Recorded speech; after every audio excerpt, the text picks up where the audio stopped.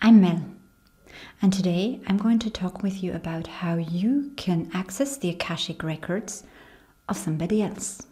Because many of you want to be able to do that and are wondering, how can I? And so I'm going to share with you some tips about how exactly to do this, what to be aware of, what to avoid.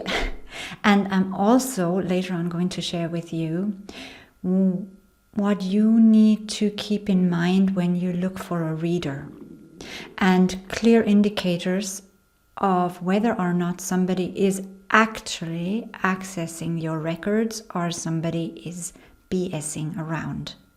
And I do get a lot of emails from people who are expressing, and I'm not exaggerating, expressing being desperate because they got a reading with their Akashic record, with some Akashic record reader, and they're completely paralyzed in fear, in anxiety, in depression because the information they received from that reader. And yes, oftentimes there are people who are not stable within themselves at that point in time, who are quite fragile, quite vulnerable.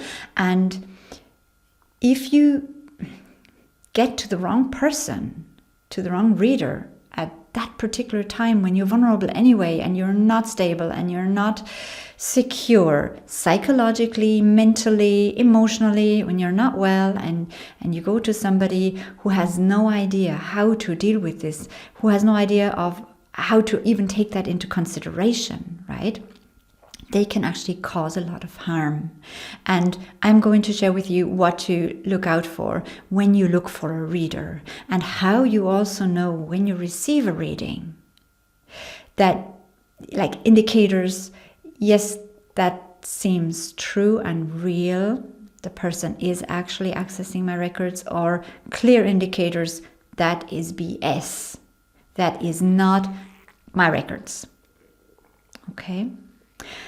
But anyway, we're going to start first with how you can access the Akashic records for somebody else, because that's a question I get a lot. So the first thing is your own attitude.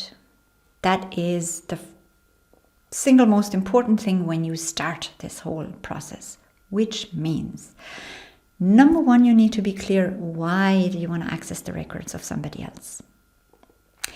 And I can tell you now, if it is just because you're nosy or curious, like if there is someone you think, oh, that could be my partner, my future partner, let me see what the Akashic records are saying about this person, and you want to spy on them, that's not going to work, because the Akashic records belong to that person, because they're part of their energy field, of their energetic makeup, of their energetic memory, okay? Which means they're the owner. If you come along and say, I really want to, maybe a co-worker, whoever, it doesn't matter. I want to know stuff about them, about their past, about the future, about whatever. Your vibration will be that, and I'm going to say it quite simply, like, will be that of a spy. Right? Because you're actually trying to access something with the energy of nosiness, of curiosity. And no, there's nothing wrong with being nosy or curious, but that is very much ego-driven. But anyway, people are curious sometimes, or nosy, but that is not a way to unlock the door to the Akashic records. Quite the opposite. That is going to keep the door shut, because it's not an honorable intention. It's not an ethical intention. And I think that there also lies, like in many maybe courses where we learn, or where people learn, or where people teach how to open the Akashic records and how to access them. I think that is what sometimes is not emphasized enough, or what needs to be emphasized straight from the beginning, is that you become very clear why you want to access the records for yourself or for somebody else. And this intention needs to be benevolent. It needs to be in the best interest of the other person, which leads me to the second point in a minute. It needs to be in the best interest of the other person, and it has to have some purpose to it. Like, it has to be helpful in some way, shape, or form. Okay? Now, the second point there is, because it has to be in the interest of the other person that you want to read, this means you need to have the permission of the other person. Secretly spying on something is, I want to say, it's nearly a darkish energy. Okay? And as you are, because you're watching my videos, a soul of light, a person of light, a human of light, you do not want to enter into dark energy stuff. So what you do is you ask for permission. Okay? And now the other thing as well is that what will make it very easy for you, or a lot easier, to access the record of somebody else and to maybe practice and to realize, am I really getting proper information or not, is if you don't know the person.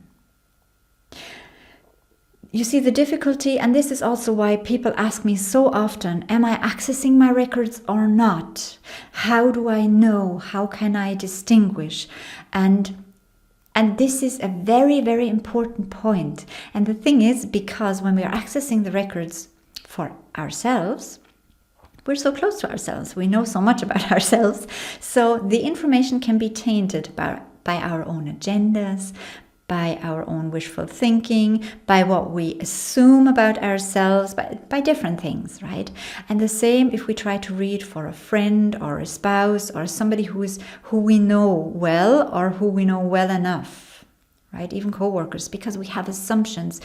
On the ego level, on the rational mind level, we have assumptions about these people, and they can stand in the way, or they will stand in the way of reading their records. So the best thing to do, and this is what I love, if I don't know anything about the person, like for me, when somebody books a session, I don't need to have any information in advance apart from the date of birth and the name, but I don't need to know anything about their issue. Now, people are free to send me additional questions or send me their questions in advance, because obviously when they come to the session, they have questions and they need to have them so that the session can have a purpose and a direction.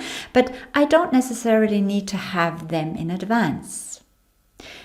We can share it, and also like now, there were times when I didn't read the information that people were sending me about their questions, about different things, because I wanted to be as pure as possible going into the session and not having assumptions beforehand. Now it feels like it doesn't matter. Like, let's say for a soul realignment, I have different information that I gather before the session, and then people can also, prior to the session, email me their additional questions, their additional topics, themes, difficulties that they would like to sort, or goals that they would like to reach, or whatever it is.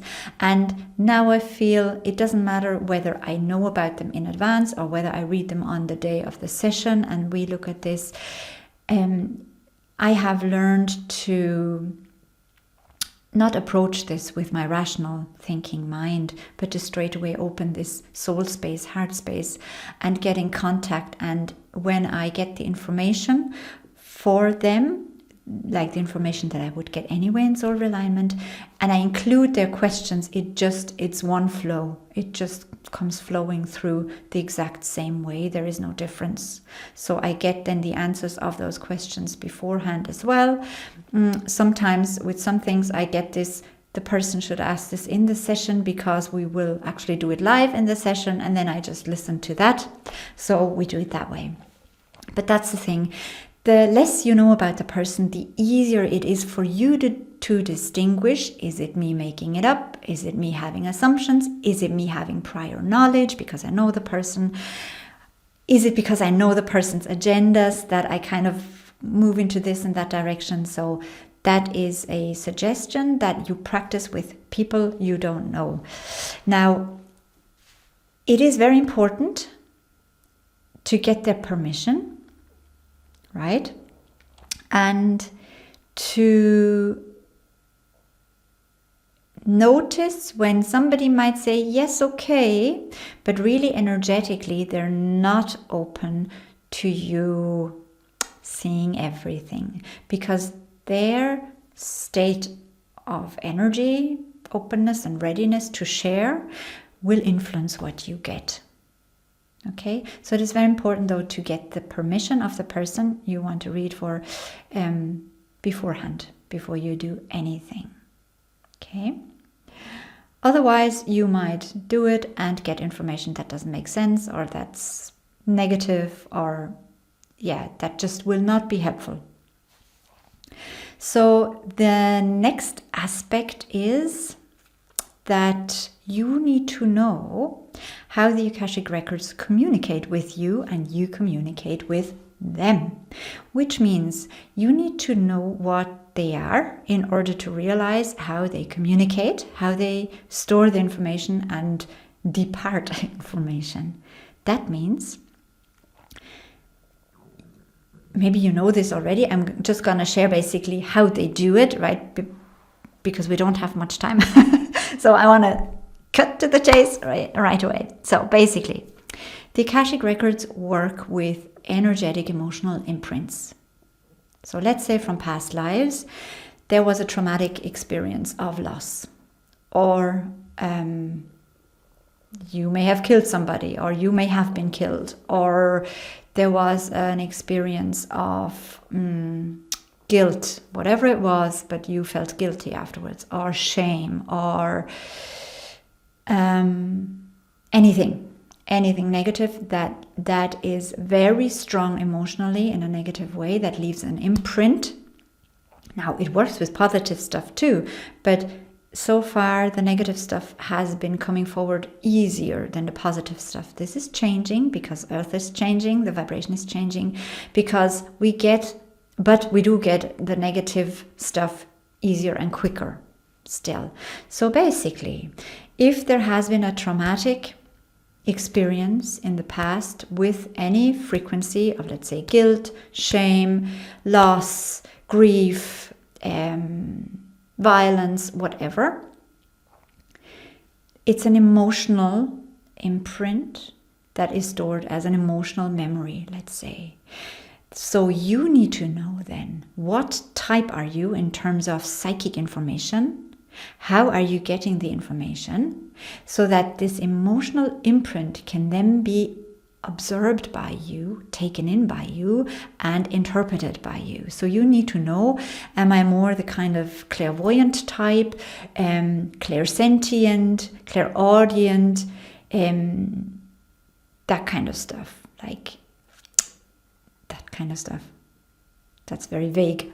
But you need to know which type you are. You need to know in what way you get the information mainly. It could be all of these things. Usually it is all of these things, but there's one or two senses that are heightened and that make it easier for us to get the information. Because that energetic imprint, let's say there is a situation that has caused guilt, that's still lingering in that Akashic field, that imprint. You are being shown that you recognize it, right? And then you need to see, do I see the situation vaguely? You will get, like if you're clairvoyant, you might get a scene that resembles the scene that caused the guilt. So you will then see the scene, recognize that feeling of, the emotional imprint was guilt. This has been carried over and this can be resolved in this or that way. So then you share your image and this emotion of guilt. But it could also be that you feel the guilt. You don't get the scene. But then you share, I get this. You have an experience where you felt extremely guilty. It feels like, you did an injustice to someone. You don't see it you don't see the scene of committing the injustice, but you feel it. So you express that. but you need to know what type you are mainly, so that you know how to communicate with the Akashic records. So you need to be quite clear on that. Now, and then obviously you need to learn how to verbalize it just the way I demonstrated now. Now, what you need to be aware of when you look for a reader, right, is number one, when you browse through the internet, and there are some lovely websites, and it's very important that you look at the About Me page first. Okay, and that you look at the credentials of the person, the path of the person. Have they only recently started this and have been in a completely different fields before? Like professionally, you know, have they, are they showing that they have been on a self-development path, spiritual development path for many, many years? Are they showing kind of spiritual maturity or personal maturity? You need to look at that. You need to look at, and just because they have done 20 like one-day seminars does not qualify them to do anything. Okay, so really be aware. Also maybe allow your inner voice to guide you.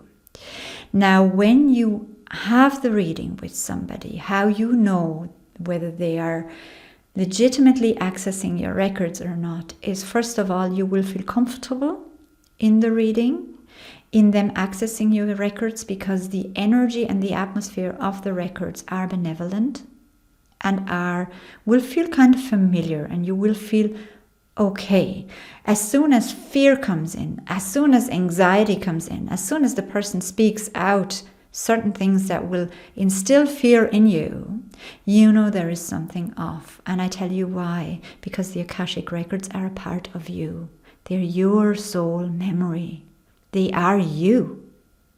And therefore they will feel familiar. It's like the same, you know, the way we do things in life where we might not be the proudest that we've done them or that we've said something or whatever.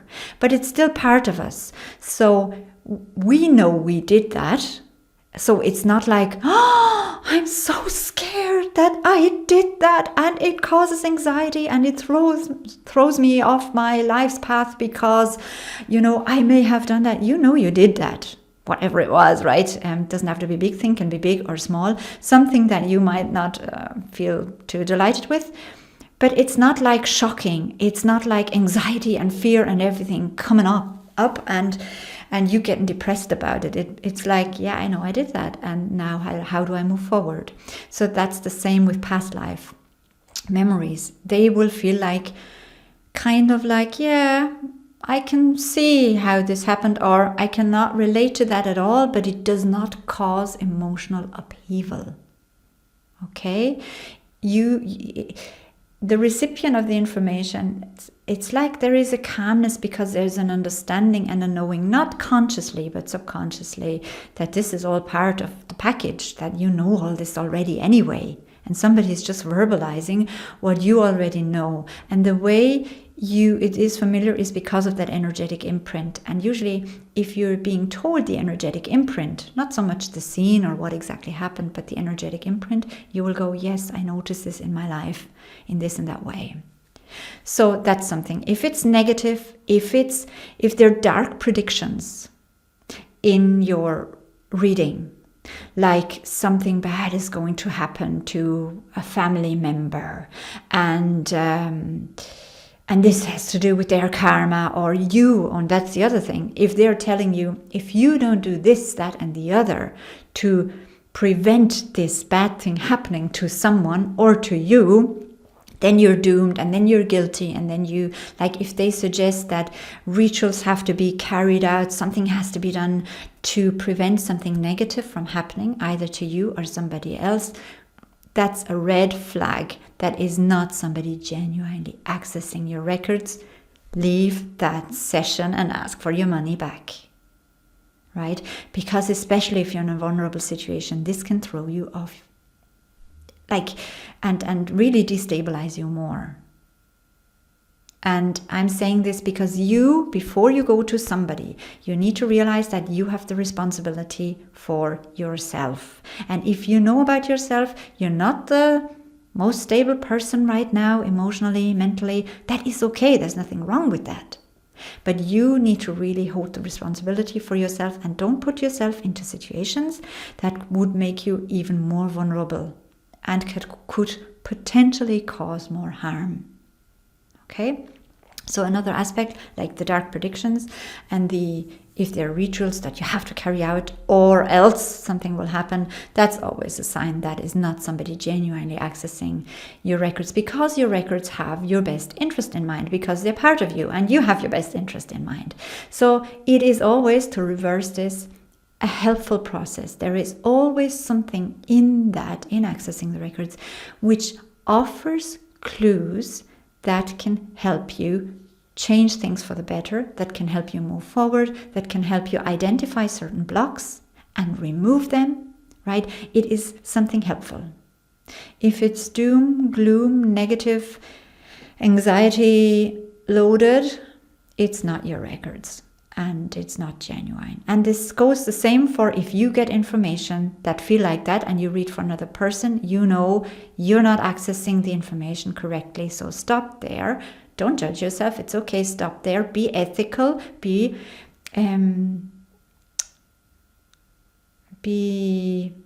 responsible and tell the person, look, I'm getting confusing messages here. I might be in my head, or so it's best to leave this, and just be really, really clear on that as well. Okay. So I think they're the main points in relation to how you can access the records for somebody else and what you can look out for or have to look out for before you go to a reader, and also how you identify if it is really real or genuine or not, so that you don't get yourself into trouble and have and also it is always very important that you don't depend on the statements of others, of readers, that you always keep your own responsibility for yourself, no matter what they tell you. Like, in the end, it is you who can judge whether this is relevant for you or not. What you do with it and what you don't, that's up to you. And you cannot give that responsibility away.